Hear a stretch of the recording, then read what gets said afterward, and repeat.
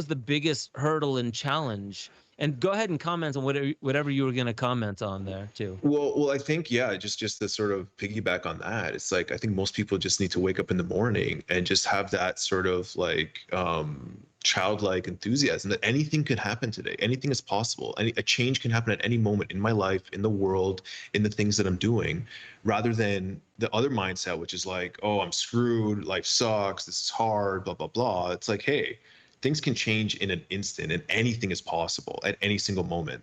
And when you start like tapping more into that and having more awareness, like these things, these Burning Man things, that's just like a cauldron of like, all these people with similar or open minds that are coming together. But the magic is always there. Just our environment, I think, weighs down on us and allows us and blurs our vision for the ability to see that.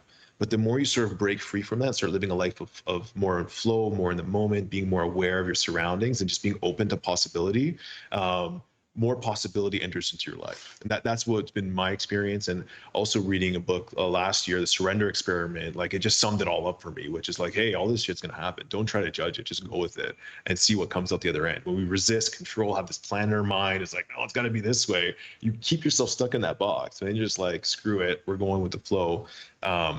Let's make this happen, or let's just allow things to unfold and not judge, because then nothing is good or bad. You're just experiencing or witnessing everything that's happening, including what's happening right now. It's like, hey, my mind is trying to say, oh my God, end of the world, blah, blah, blah. This is crazy. I'm losing all my freedoms, blah, blah, blah. It's like, wait a minute. Like, we don't know how this thing's going to end. One thing I do know. Nor do we know what it's teaching us. One thing I do know, we're all going to die eventually. Right? Yeah. How do you want to perceive your life up to that point? Well, do I want this boring movie where it's just like the suburbia life where like, hey, I grow old? Or do I want like crazy cataclysms and like riding out on this burning chariot of fire where it's like, who knows? Like, it's okay, right? Like I'm encouraging or embracing the chaos because it's interesting, I guess, and trying to frame my mind around like, hey, this can feel scary, but it's also an interesting time to be alive. And I believe that we chose to be here at this time because of this, because, it's such a unique point in humanity's history. And also, I think, I'm just reevaluating my beliefs too as we're going through this. Like, what do I really believe in? I love it, man. Keep it going. And it's like, yeah, if like we're these spiritual beings, like what a perfect way to sort of test our spiritual fortitude than throwing into a time like this. How are you going to show up? How are you going to react? How are you going to treat the people around you? What are the sort of questions that you have to face as decisions to make as a human in this time in life? And it's like, wow, like this is a really cool test. If I had to design a test, it's like, hey, we're going Earth 2020. You ready for this? Are you gonna dive in? Are you gonna hit that 5-MEO pen? Or are you gonna go into like the Earth sphere for 80 years and come out? Say, okay, let's do the Earth thing for you. So that sounds like quite a wild trip. We don't know how it's gonna be. It's gonna be intense. I'll tell you that. And it could be anything. The more I've lived, the more the game metaphor really resonates with me, right? Where we're kind of, you can play multiple games, but you always have this one sort of player playing multiple games, right? And this idea of an avatar, and just I don't think it's a coincidence that gaming and all these concepts of creation and game, there is a natural appeal to a lot of people that's growing more and more. I feel like it's creation within creation with creation, but the key part is not getting too attached to the character you're playing, right? That's the tricky part. Absolutely. Jamie Wheel, just interviewed Jamie Wheel from the Flow Genome Project. We were in a Hobbit house in Austin. But he was talking about, it was pretty dope. It felt like we were on dope just being in a Hobbit house. But what I was saying, he was talking about reality tunnels that people hop into. And I'll actually just tell a short little story because he just sent out this newsletter, and I read his newsletters. I love reading people's newsletters because you get a peek into their mind. And so he just wrote something, and he was just like, these are the 4 kinds of conspiracy archetypes people fall into. And he got so much backlash that he wrote another newsletter afterwards saying, like, guys, I'm kind of being like Oscar Wilde trickster here, like I'm here to push your buttons. And I resonated with that. Right. And it's like, there's something about the reality tunnels that we get in. the story I kind of want to tell, I won't get into names or go deep into detail, but there was somebody today who hit me up, and very much so in the left right schism I felt, and within that, like the only reason I would call that a schism is because of what it did inside of this person in his discourse with me. And basically the only thing I'll share is the grand conclusion, which is that the people on the other side of this line, the only light in at the end of the tunnel we're in is that those people, hopefully they get sick and die. And it was a challenge to me, and I noticed the emotional reaction that made me want to go into, which was the oppose what he just said. Like, challenge it, don't let him be that way. Try and help him, give him medicine, fix that error inside him. And the interesting thing was I let it sit for a while and I breathed through it. And then I kept seeing more and more of what I was grateful for, because what it allowed me to see deeper in that was that the more I talk from specific framework, right? Like, I'm speaking about X, Y, and Z from the framework of A, B, and C. And if I always stay in A, B, and C, and I never try out E, F, G, or H, I, J, or any of the other platforms that I could be on, then I don't realize that my communication takes on a certain archetype that I didn't sign up for. It just became the path of least resistance for my communication.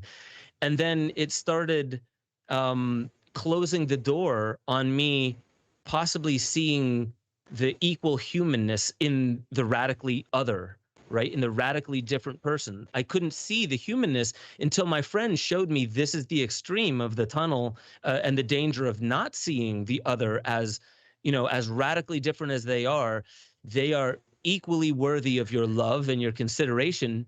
Maybe you isolate yourself from them for a while before you catch your breath, but you're here for this. You're here for these moments. Yeah, I have a great story just from this weekend that sort of like showed me that. And we went to a festival up north in Ontario, music, DJs, family, tents.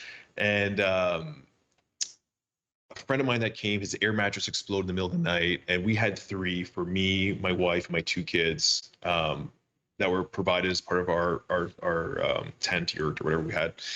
And so I decided to give them 1. So we had to share 2, the 4 of us. My daughter got really upset. I don't think she got upset about the mattress, but she wanted to express herself, saying that I don't put them first, that I'm always working, that I don't have time for her. I always have like these calls that I do, and I'm working, doing podcasts, and like she feels that she's the lowest priority. And so I go on this dad rant trying to convince her, trying to make her understand my perspective for like 30 minutes. Listen, you have to understand I'm working so that we can live a better life, so that we can have all the toys that you want. I do this because of this. So I'm trying to justify my actions and paying no attention to her feelings. And I said, okay, and I said, listen, you have to make me more aware of when, because I don't feel I do this, you have to make me more aware of when I'm not putting you first. So then I get invited to this sauna experience with some of my friends. The kids are with my wife, listening to music, dancing. I go there and they do a little rapé ceremony. So I take some rapé, and immediately I flash a vision of my kids. The rapé is showing me, here's a perfect example of where you're at a festival and you're not putting your kids first. You wanted to go to this unique experience with some of your friends doing this sauna sound experience, and you're putting your family second.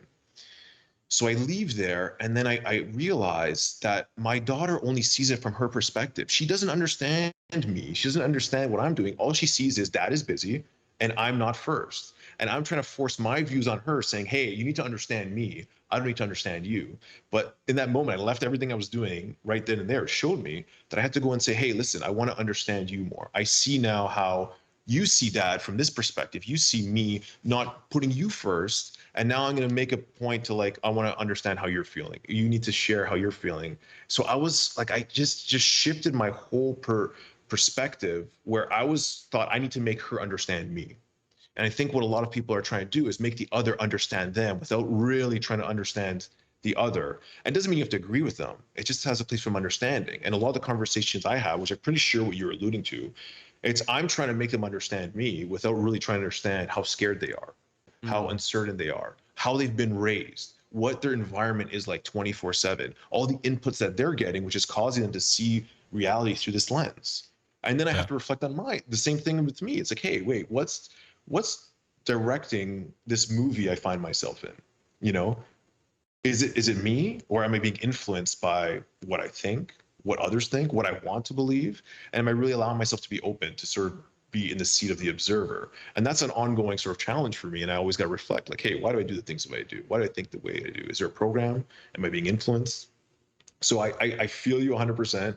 I just had that experience as well. And going back to what Gordo was saying about the game, I agree with that so much as well. And I think that, like, when you're aware, you get these little synchronicities, these 1 in a millions, which is like the game winking at you, or God, or reality, or the universe, the creator, or your higher self somewhere from like the outside that's coaching you through this experience, saying, hey man, it's gonna be okay. Like, don't worry, it's all good. Where they'll drop a little nugget. It's like, what are the chances? How did I just walk into this person inside the world, like rolled up?